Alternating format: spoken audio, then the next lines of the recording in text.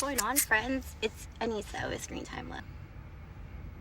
I had a live I had a live show, and then I didn't have a live show. I think the last time I showed my face on here, I had connected with somebody and we were going to do a live together. It was going to be every Sunday at 2 p.m. We were going to do a live about love and dating in this era.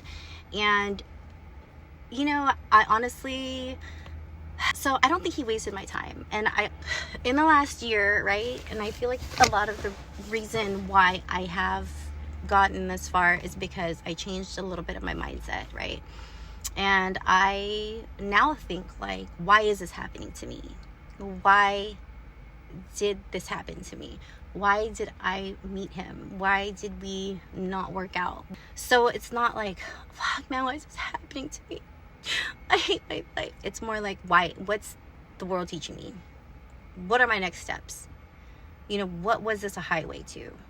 And for example, right, like I got a flat tire. I was in LA and I was heading back down and I got a flat tire.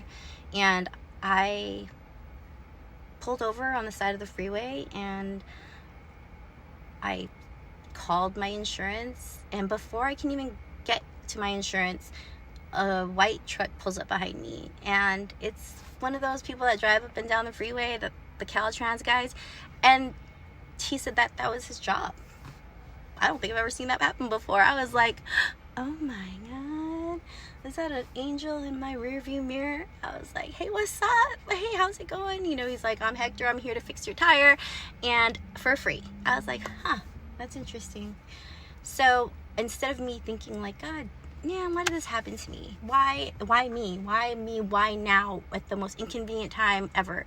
And it was more like, damn, that happened to me. But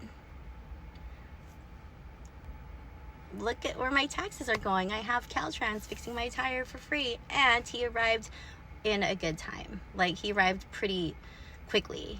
And so it's like mindset, right? Like, now that he showed up, I handled my business, I went about my business, and I drove home. Sometimes people dwell on it and they'll go all the way home and they'll start crying about it and bitching about to their friends what happened, like, and holding on to that dead weight, right? But man, it's just, sometimes you gotta just roll with the punches and let shit roll off our back. So it's kind of like with this situation. I was supposed to go live with a certain person, and with not a lot of communication, you know, up until the very last day, he was gung-ho. We were set to go. We were going to go live together.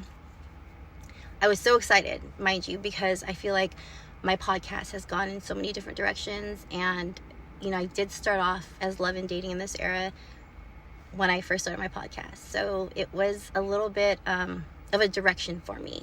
And I also felt like I wasn't alone in this. Like, I felt like I had somebody there who, you know, can second my emotions. Like, can tell me that that's cool, or this is that. You know, this whole time I've kind of been on my own, you know, Screen Time Love, host and producer, Anissa Stolero, you know. And so it was kind of, not that it was lonely, but it felt good to have somebody to bounce my ideas off of. And, you know, I don't believe that was my destiny. Maybe like that wasn't supposed to happen, but he was a highway to a new project. And because I never thought of going live before, I really just, you know, I know it was a new and I didn't know how to get in there. I didn't know what to do. But a couple days after that, I got added to a content group chat, and within minutes my inbox was full of opportunities with people who have done lives before.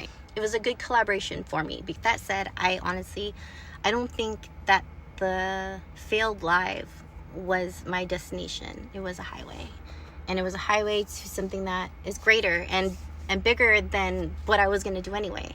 And so I'm kind of grateful for that situation, because it put me in a direction that I didn't think I was going to go. And I was also happy that I had that live, because it was love and dating in this era, pop culture, controversial conversations about men and women and the gender wars. And I love talking about that shit. And it's dirty gossip, trash, celebrity nonsense, right? But like, there is a place for it in this world, and there are people who want to listen to it, and there are people who want to talk about it. And with a live, like, I can go back and forth with somebody, you know, not just my co-host, but whoever is listening and wants to chime in, because everyone has something to say, right? So when I started this podcast a year ago, I didn't even know what a podcast was. I was like, I don't know what a podcast is, but hey, I think it looks cool. It sounds fun, like, to talk shit to people and have your own opinion. And my favorite thing about it is that it was unscripted. Like, this is your world. What you want to say goes, and who's going to tell you otherwise, right? And so I was scrolling through IG, and I saw that there was this guy, and he was podcasting. He was doing interviews, and I was like, oh, this is a pretty cool gig. I'm going to hit him up. And I picked his brain. I was like, so what's a podcast? Like, last year, I'm like, literally, like, don't know what the fuck I'm doing, right? So, and how do I start one? And he's like, well, what did you have in mind? And I was like, well, I want to do love and dating in this era, post-COVID, right? Because love and dating in this era is not what it used to be. Like, we have phone numbers. We don't try too hard. Like, I could be taking a shit, and I can set a date for a date.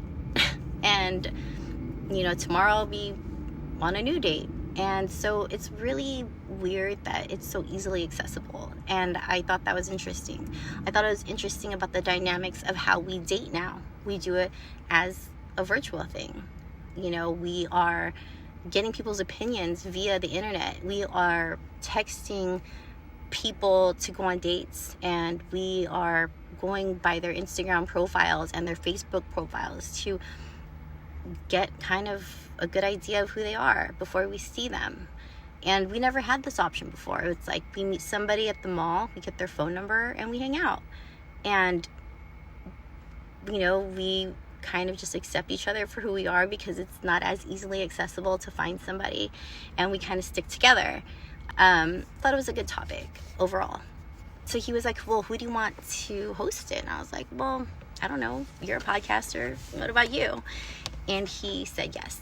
So I got really lucky, because this podcaster had his own show. He had cameras. He was a photographer, an editor, a co-host. So I had the all-inclusive package. I didn't have to do very much except for put in my 2 cents, right, and show up. But it was my show. It was Screen Time Love. And, you know, it was a little weird, right? Because we met on the internet. We hadn't known each other before. And it got a little weird. I don't know. I don't want to say it was weird on my end or his end, but yeah, a little weird, right? And so, you know, I don't know if you guys followed me from before during my first podcast with a certain co-host. And it got weird. And, you know, there was a little bit of yelling back and forth, and he didn't have a car, so I had to drive him back and forth, and it got a little bit, let's just say it got weird. And so we stopped working together. And then I found another host who also had his own show. He's a 1/4 of the Tasteless Gentleman. So then I got a new host, Shoni. Good old Shoni. He was Screen Time Love with Shoni and Ani. And we were just audio, because he did have a studio, but I mean, I wasn't trying to pay nobody to do video, because let's be honest, like, it was expensive, and it still is expensive. Like, even to this day, I'm like, maybe I can't even get a videographer sometimes. But so we held pretty tight for a good 5 episodes. And he had a girlfriend. He ended up getting a girlfriend, and we did talk about her in the beginning, but I can tell, like, as time went on, it was like, this isn't a priority for him anymore. And it wasn't fun. It was fun, but I mean, like, he had to come meet up with me, but he had a girlfriend. And, you know, in his eyes, you know, the Tasteless Gentleman is, they're 1 million viewers deep, right? And he's like, what is this little itty bitty podcast of yours? Set him free. And, you know, we do episodes here and there, and sometimes we'll co-host, and I like him. You know, he's cool. I honestly wish that I can host with them more often, but, you know, we're adults and shit gets in the way. And then I ended up doing some shows. You know, I was Screen Time Love solo. I ended up interviewing J.O. Felony. I was just kind of I don't know. I mean, I don't even know where I got the idea of interviewing people came from. I think that I wanted to see if I can do it. And then I got J.O. Felony, and I was like, wow, this is crazy. You know, I'm interviewing J.O. Felony. I used to listen to him as a kid, or not a kid, but like a teenager, and all my friends used to listen to him. And I mean, what you gonna do with it? Or no, is that? Yeah.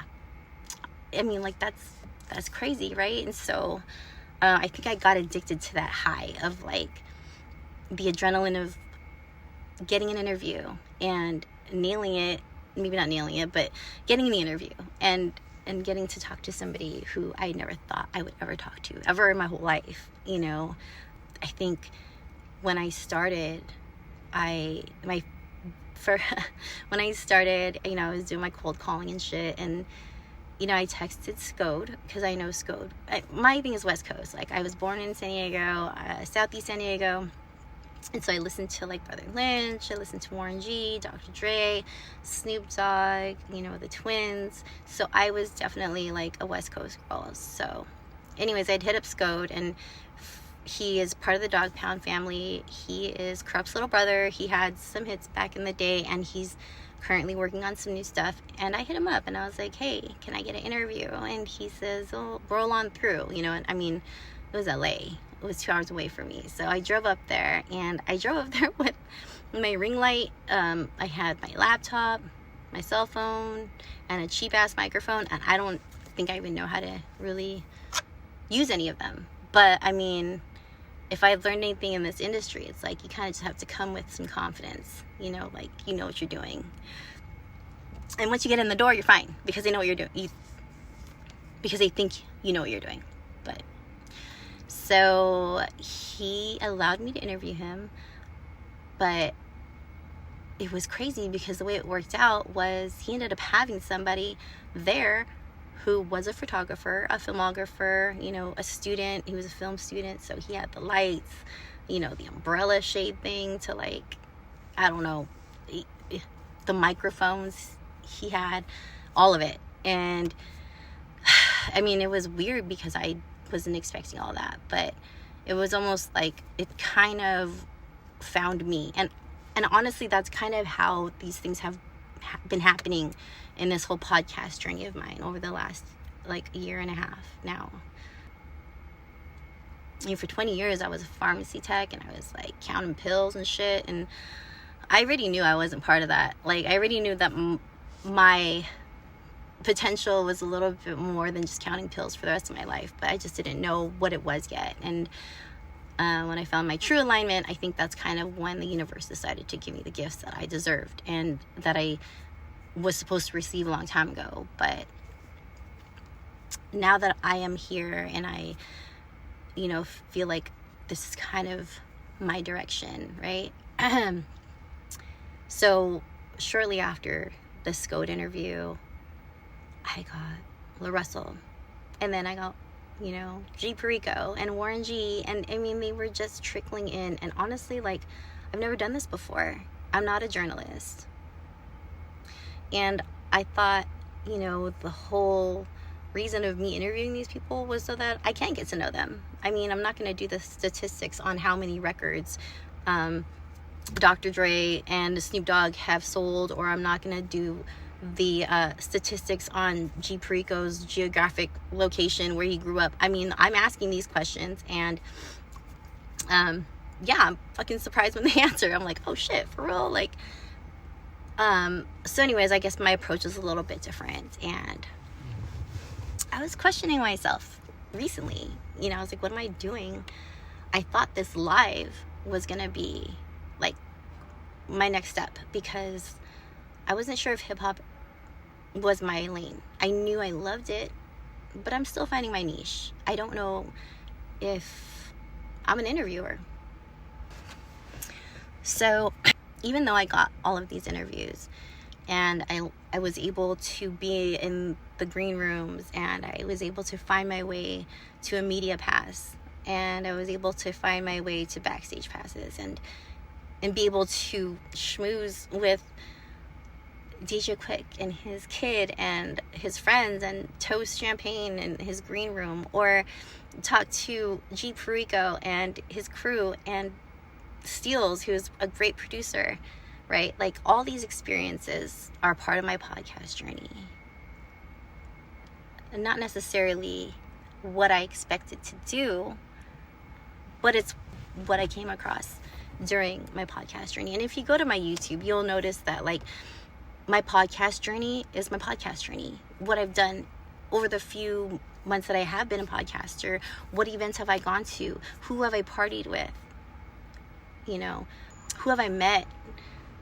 Whose family have I met? Like, who am I kicking it with now? Like, and so as much as I want to say that, like, I was an interviewer, I don't think that that's what it was. I think I was just a podcaster, a vlogger, finding my niche, and that's my podcast journey. And it's funny because I didn't know which way I wanted to go, but this morning, weirdly enough, I got messages from 2 separate females, and they wanted to chime in on some of my content. And I'm all for it. Like, I love constructive criticism, especially because I don't get it, because I'm my own host. No one tells me anything. And so when someone comes at me and they're like, hey, look, like, you need to change this, and I'm like, I'm open to it. You know, I'm gonna look at it, I'm gonna see what's wrong and rectify it. And so today, almost simultaneously, it's weird, these women were like, you know, it's just from an outside perspective, but your interviews don't really feel like you know the person, and, like, I don't know, like, it's a little bit cringy for me. And honestly, like, that's fine. I'm actually grateful, because those messages sent me in a direction that I needed to go, because I was so torn. I was distracted over, like, getting these interviews, the adrenaline rush of, like, landing these interviews, you know. And so I kind of lost my way. You know, I was Screen Time Love, the podcast about dating in this era, you know, pop culture. And along the lines, I somehow got distracted. And then, like, it became fun to, like, get a media pass and meet people I didn't even think I would ever meet. And yeah, I'm a fangirl at the end of the day. So I might have been a little bit nervous and my words weren't always correct. And at the end of the day, I think that my destination wasn't interviewing. I don't think that I was an interviewer, but I think I'm a podcaster. I think so. It's like these women, like, in their messages, they were almost identical. I had posted a Perico interview that I did a long time ago. He was like one of my first interviews, and I was super cringy because I was nervous. And I think I had posted that just to kind of show my progression over the year that I've been doing this. And so I was a little bit, like, it was funny, you know. I don't think that I made a spectacle of myself. I did choose one of the cringiest parts of the interview. I don't think they watched the whole interview. I don't think that far to check any of my interviews, because one of the girls was like, I think your interviews, as if, like, that's all I do. Into, you know, my YouTube, I do, you know, co-hosting with other people, and we talk about love and dating in this era, the gender wars, and some of those are my best ones because they're actually funny. You know what I mean? They actually have some content to it. I think when I'm talking to Warren G, DJ Quick, G Perico, I think that is my podcast journey. The things that I never thought I would have done in a million years. Like, after me being a pharmacy tech for 23 years, not knowing anything else, not knowing that I even had any oomph outside of that. Like, I just thought this was my life. I thought I was going to retire at Kaiser. I thought I was going to retire at a certain hospital. And honestly, I'm still there. I just do a different job, something that's a little less taxing on me. And it allows me to enjoy my children, and it allows me to be a podcaster. It allows me to do side hustles that I want to do outside of my actual job. And so I do appreciate the criticism and the advice that these women were giving me today. I appreciate what they were saying, And I'm not taking it like, oh, they're, fuck them, I hate them, they made me feel like shit. And honestly, I don't even feel like shit, because, man, if, like, you guys don't even understand the joy that I have from those interviews. The joy that I have from, like, I don't even know, man, me talking to Warren G? What? That's crazy. I mean, so yeah, maybe it is a scrapbook of me and the people I've met and who I'm around, and me asking them questions I'm genuinely curious about. But that's my podcast journey, and I don't regret any of it. I love it, and I would never, honestly, I would not do anything different, because I got to meet all these fucking people. I'm a fan. At the end of the day, I'm a fucking fan. I'm not that kind of fan, but at the end of the day, I am a diehard fan of West Coast music. Man, Mozzie, bro. I was sitting in his room with his wife and his kids. I say that shit back to myself, and it's like almost like unrealistic. And these are people, I get it, they're celebrities, whatever. But I am an everyday citizen. I was literally at the pharmacy for 40 hours a week, and I didn't know anything else. And so it's huge for me. It's huge for me. And so yeah. And then also, I feel like these women who did come forward to tell me about what I was doing wrong, it was also a message. It was a message to go in the direction that I started, which was love and dating in this era, pop culture, controversial issues between men and women. And so it made sense. And I don't think I'll be like chasing interviews anymore. I don't think I'll be doing things of that nature, but if they come to me, I'm gonna do them.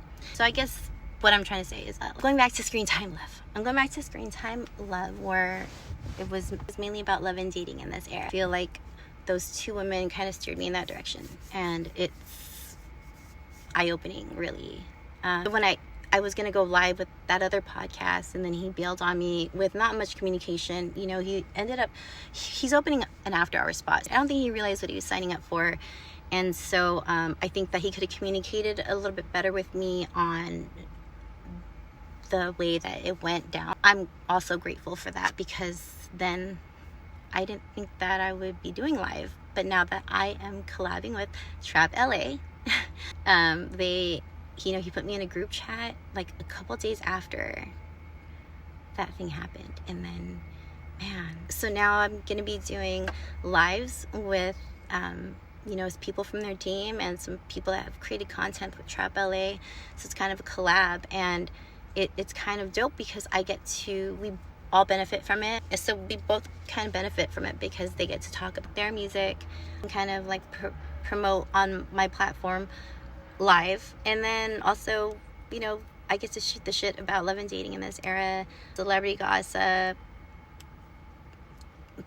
controversial issues, and it's agreed upon that we can have those conversations, and they can go on my platform and kind of spread some light on their projects, and everyone wins. So Screen Time Live, coming straight at you Fridays at 6 p.m. Actually, no, it's going to be 6:30. And my first guest is none other than Mr. DJ Crash, the mastermind behind Trap LA. I mean, he is the man. He is the boss. Like, he did everything that he needed to do as far as advertisements goes, and getting these people together collectively to create content and be part of a unity and kind of come together. And it's actually pretty dope because I'm in that group chat and I see the way he interacts with people, and he's almost like a father figure. Like, they look to him for advice. You know, he's really fucking held it down, and I am really excited to have him on the live. He's my first guest on Screen Time Live, and he knows what's coming.